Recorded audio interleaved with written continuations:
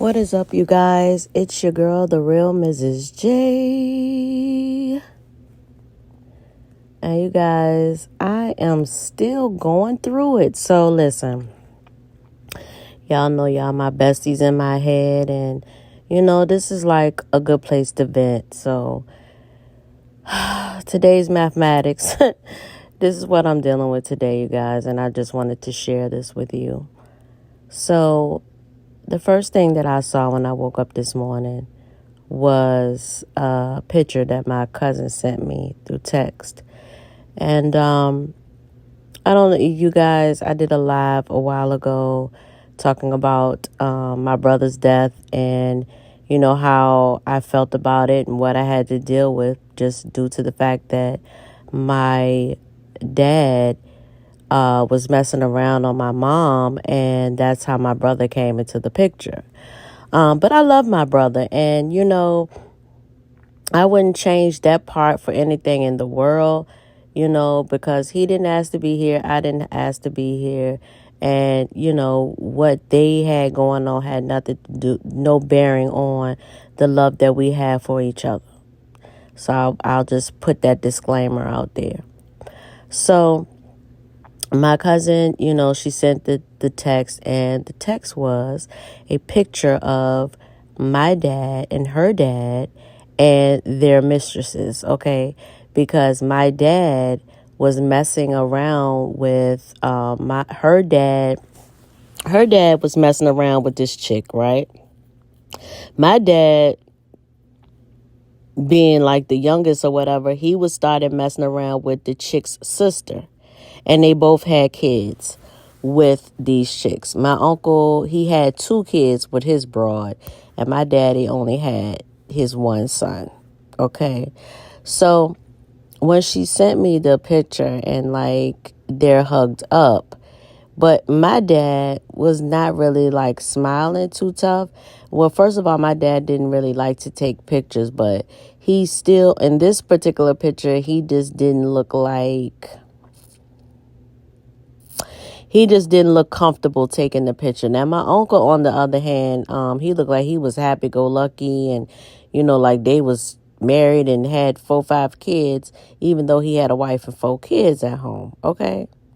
So when she sent me this, initially, I got upset because my brother, his whole desire of his whole life, he wanted to know who my dad was. He wanted to see pictures of my dad. And when I tell y'all, he is the splitting image of my dad. It's like my dad, like freaking reincarnated through him. They look so much alike. And so his mom would never tell him any information about my dad. And so fast forward, even till my brother has like closed his eyes and he's died, and he still didn't get any closure about my dad because his mom refused to tell him anything. So her sister, the one that was in the picture with my uncle, she died last week, and her funeral was yesterday. So this lady who did not tell my brother anything about his dad walks up to one of my cousins that, my uncle had his side piece kids. She walks up to one of them and gives them this picture of all of them together. And I just find it ironic that she's been holding on to this picture for 50-some years, and then gave it to her niece, but didn't have the decency to show it to my brother. So that made me upset, okay? But not so, it was, to me, it was just disgusting. She's a disgusting human being. Like, she's just a disgusting person, period. And, it's one thing that she didn't want him to know my dad, but to basically keep his whole identity, like, a secret was some bullshit. And even though it wasn't a secret, because once he met me, it was over. Like, I told him everything that I could about our dad. You know what I'm saying? But my brother used to be so hurt. He would go into depression about it because he never knew who his dad was. Or he didn't know anything about his dad. I'll put it to y'all that way. So she gave this picture to her niece. I don't understand why she couldn't have given it to her own child so he could know what his dad look like. So anyway, you guys, so as the day went on, my sister, she was real pissed. Like, she was crying and everything.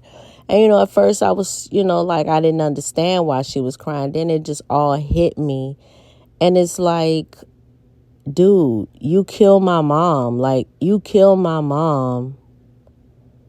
And you had a whole full-blown family going on. But you killed my mom because you found out that she was talking to somebody else. But anyway, you guys, I just wanted to, I told y'all about the book. I read y'all the snippet of what happened to me. But I wanted to read this to y'all just so you can get a sense of why I've been pissed off all day and why I've been upset.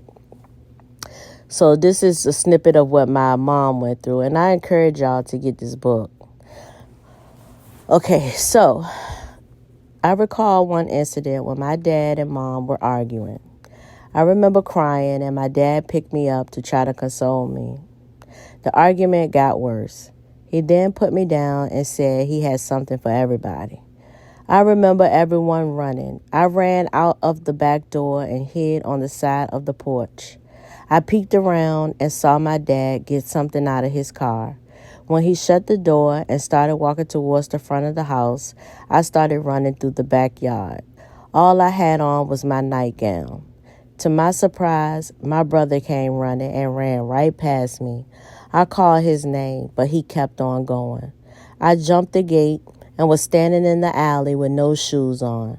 I looked back and I saw my sister and my mother running through the backyard. I remember my mother yelling, "I'm tired of this."